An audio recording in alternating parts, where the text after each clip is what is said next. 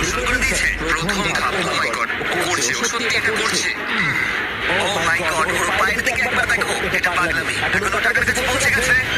ও টাকার ব্যাগটা পেয়েছে, এটা থেকে ভয় লাগছে। দেখো ও ওটা ধরে ঝুলছে। ভাই তোমার মাথায় এখন কি চলছে? গান কাটানোর মতো লাগছে। তুমি এখন বড় কথা বলছো। একটু কথা বললেই হবে।